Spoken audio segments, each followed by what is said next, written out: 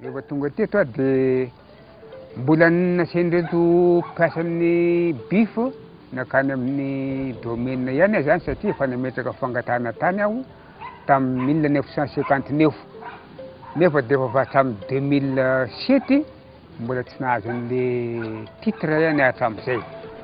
Lazalazainy zareo anaty eo ny fombafomba tokony hanaovana an'le fahazoana karatany zany a dia nataoko dia teo amin'ny 2 volana mahelikely dia azoko ny karatany tompoko. Eny e, io zany moa zany dia efa ny taranako zany a dia efa afaka tompony tanteraka amin'ny mandova anazy zany raha misy ny tsy mahay eo aho dia efa tompon'le taniko tanteraka le zanako fa tsy mila hoe hiadiovan'ny olona intsony satria efa manana an'le karatra ara-talàna. À Madagascar, les problèmes qui concernent la terre sont nombreux. Plus de 80% des Malgaches vivent dans le monde rural. Ils dépendent entièrement des productions de leurs terres dont le droit à la propriété ne leur est pas garanti.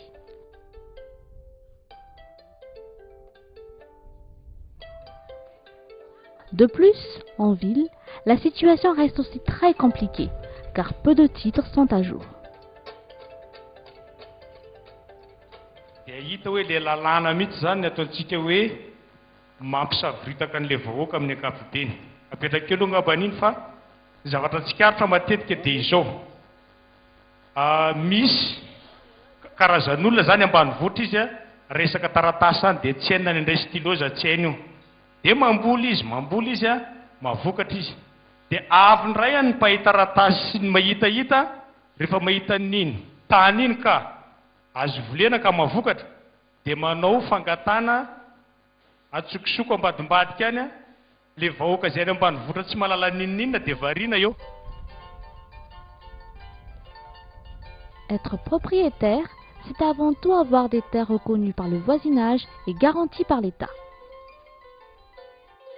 Malheureusement, la majorité de la population malgache n'a aucun papier officiel qui puisse justifier que la terre qu'elle habite ou cultive lui appartient. À Madagascar, sécuriser les droits sur la terre est devenu une priorité nationale. Depuis 2004, un nouveau mode de gestion décentralisé est testé au lac Aloch. Une nouvelle politique foncière est confirmée en 2005 par un atelier national sur le foncier. La réforme foncière s'attachera à un transfert de compétences en direction des collectivités grâce à la mise en œuvre d'un nombre croissant de guichets fonciers aptes à délivrer des certificats fonciers en fonction de procédures publiques, transparentes et contradictoires. La réforme foncière malgache permet de proposer des réponses concrètes et efficaces aux paysans par la création de guichets fonciers communaux qui peuvent délivrer des certificats fonciers.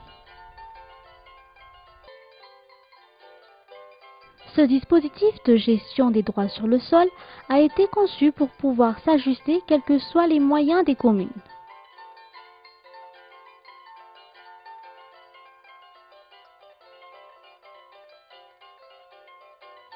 Efatra taona, 5 taona zay niainantsika n'ilay politika vaovao ny fananantany.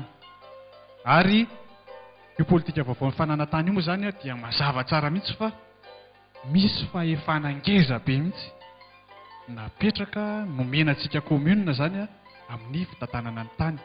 Dia izay nahatonga an'ilay hoe fitantanana hifotony ny fananantany. Izany hoe itsika eny atoerana mihitsy zany zao no efa nomena andraikitra hitantana eny amin'ny fotony izay fananantany izay.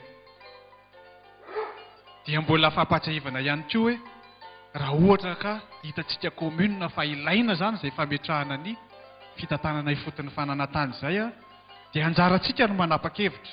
Io tsy misy hoe satria manao ny commune eto akaiky dia anao koa dia itsika mihitsy manapa-kevitra hoe mila guichet foncier izay noho izany ataonay ilay guichet foncier satria tsapanay fa ilain'ny vahoaka amin'ny commune misy anay.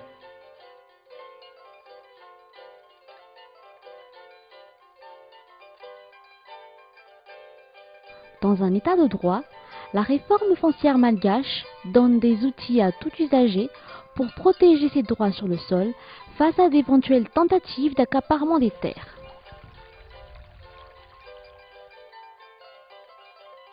Le certificat foncier est un papier officiel de reconnaissance du droit sur la terre. Il est délivré par le guichet foncier communal et il a une valeur légale.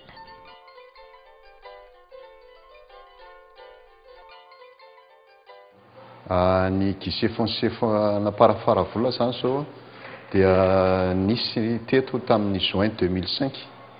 Hatramin'izao zany dia tsapa famalinan'ny olona ilay fijoroany teto amin'ny tanànana sy ny commune Parafaravola satria efa marobe ireo tantsaha indrindra no tsy sahirana intsony mankany Ambatondrazaka fa efa eto toerana lesy ka voavahan'ny olana indrindra eo amin'ny lafin'ny arabola. Tsy dia lafo ny saran'ny vola aloha eto atoerana ary eo amin'ny fivezivezena tsy misy intsony ny fandehanana any Ambatondrazaka fa eto Parafaravola dia efa vita daholo ny fikarakarana sady tsy miandry ela be intsony tahaka an'ilay procédure lavabe tamin'ny titre dia efa malaky be satria iray volana sy tapany dia mivoaka ny certificat foncier na ny karatany. Ny tantsaha moa zany ny tena voakasika ity zavatra ity ary tsy ny tantsaha ihany fa ny an'ny olona eto an-tanàna raha dia samy mirotsaka mandray anjara amin'ilay certificat foncier. Ka tato anatin'izay telo taona 2005 makaty izay zao dia 1141 nisan'ny karatany efa voatsinjara ho an'ireo olona. Niakatra ny vidim-piainana, niakatra nanaraka an'izay ihany koa ny saran'ny karatany. Anefa na dia niakatra aza ny saran'ny karatany dia tsy nasakana ny olona hangataka an'izany karatany zany satria be dia be ny tombontsoa azon'ny olona na dia hoe ny fiatohana fotsiny an'ilay tany aza dia efa zava-dehibe amin'ilay olona mba hahafahan'ny mamboly mandry fahalemana eo amin'ny fanaovana an'izay karatany izay.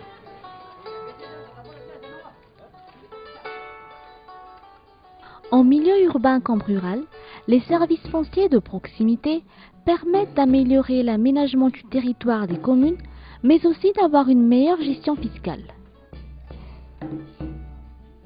Depuis 2007, un guichet foncier urbain a été implanté à Ambatondrazaka.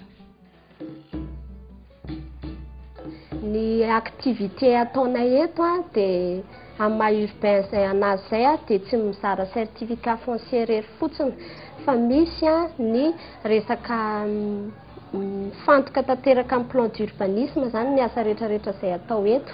Ohatra hoe ny resaka fizarana permis de construire anisan'ny andraikitray ato. Mijery hoe manahoana izay manoloana ny plan d'urbanisme dia mijery ihany koa ny olana misy raha ohatra ka hoe tany miady ilay izy dia tsy afaka hidelivrena permis de construire. Noho le fisian'ilay recensement zany ary ny fisian'ilay guichet foncier koa dia hita fa miakatra 70% zany ny fahavitrihan'ilay olona mandoa tany na trano. Zay zany dia efa anisan'ny koa tombontsoa be nananan'ny commune urbaine n'ilay guichet foncier. L'exploitation minière est une des principales ressources de la commune. Les enjeux d'un guichet foncier peuvent se concrétiser quand la commune a des ressources minières sur son territoire. Manana arena ankibon'ny tany maromaro karazany zahay ao anatin'ny commune Bemaitso. Amin'ny ankapobeny zany dia somary goragora ilay fitantanana ny fitrandrahana an'izy io na zay tokony ho tombontsoan'ny commune aza dia tsy hita mazava loatra ny birao fotony fananantany no heverinay commune Bemaitso ary heveriko manokana fa ho isan'ny fanohitra lehibe mba hampandrosoana an'io commune io. Un autre enjeu pour les communes dotées de guichets fonciers est le lien avec la gestion forestière. Amin'izao fotoana izao zany tsika eto amin'ny Lakalaotra dia mijery manokana ny fomba ampidirana ny fitantanana ny fananantany mifandray amin'ny fitantanana ireny ala ireny satria tsika zany dia manana ala marobe ao anatin'ny commune ka efa mijery zany amin'izao fotoana izao hoe ahoana ny fomba ametrahana ny faritra an'ireny ala ireny ao anatin'ny saritany, ahoana ny fomba hitatana an'ireny ala ireny miaraka amin'ny projet foton'ny fananantany. Toy izay ihany koa zany eo anivon'ny arena kibon'ny tany. Tsara ho fantatra ihany koa zany anivon'ny projet foton'ny fananantany hoe izavy moa ireny olona manana an'ireny fahazon-dalana mitatana ny mitrandraka ny arena kibon'ny tany ireny.